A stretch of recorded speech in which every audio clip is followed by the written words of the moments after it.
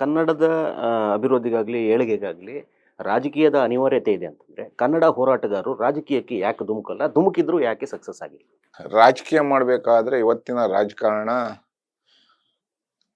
ಪ್ರಜ್ಞಾವಂತರು ಒಳ್ಳೆಯವರಿಗೆ ಖಂಡಿತವಾಗ್ಲೂ ರಾಜಕಾರಣ ಮಾಡ್ಲಿಕ್ಕೆ ಸಾಧ್ಯ ಇಲ್ಲ. ಇವತ್ತು ನೀವು ಯಾವುದೇ ಕ್ಷೇತ್ರದಲ್ಲಿ ದುಷ್ಟ ಇದ್ರು ಸಹ ಅವ್ರನ್ನ ರಾಜಕಾರಣ ಕೈ ಬೀಸಿ ಕರೀತೇವೆ, ಬಾಪ ನನ್ನ ಹತ್ರ ಅಂತ ಬೇಗ ಕೈ ಬೀಸಿ ಕರೆಯುವಂಥದ್ದು ರಾಜಕಾರಣ.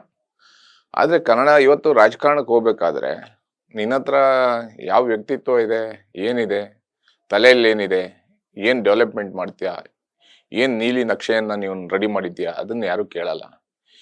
ಚುನಾವಣೆ ಬಂದಾಗ ಎಷ್ಟು ಹಣ ಕೊಡ್ತೀಯಾ, ಎಷ್ಟು ಹೆಂಡ ಕೊಡ್ತೀಯಾ, ಸೀರೆ ಏನು ಕೊಡ್ತೀಯಾ, ಮೂಗ್ಬಟ್ಟು ಏನು ಕೊಡ್ತೀಯಾ, ಚಿನ್ನದ ಉಂಗುರ ಏನು ಕೊಡ್ತೀಯಾ, ಕುಕ್ಕರ್ ಏನು ಕೊಡ್ತೀಯಾ, ಇದು ಇವತ್ತು ಚುನಾವಣೆಯಲ್ಲಿ ನಡೀತಾ ಇರುವಂಥದ್ದು. ಅದನ್ನ ಮಾಡಬೇಕಾದ್ರೆ ಇವತ್ತು ರಾಜಕಾರಣದಲ್ಲಿ, ವಿಧಾನಸೌಧದಲ್ಲಿ ಕನ್ನಡದ ಬಗ್ಗೆ ಅಭಿಮಾನ ತುಂಬಿಕೊಂಡಿರುವಂಥದ್ದು, ಕರ್ನಾಟಕದ ಬಗ್ಗೆ ಅತ್ಯಂತ ಕಾಳಜಿ ಇಟ್ಕೊಂಡಿರುವಂಥವ್ರು, ಕನ್ನಡಕ್ಕಾಗಿ ಪೊಲೀಸರು ಲಾಠಿ ತಿನ್ನಂಥವ್ನು, ಕನ್ನಡಕ್ಕಾಗಿ ಕೇಸ್ ಅಂದಂಥವ್ರು, ಅಥವಾ ಕನ್ನಡಕ್ಕಾಗಿ ಜೈಲಿಗೆ ಹೋದಂಥವ್ರು ಎಷ್ಟು ಜನ ಶಾಸಕರಿದ್ದಾರೆ ಲೆಕ್ಕ ಹಾಕಿ ನೋಡೋಣ.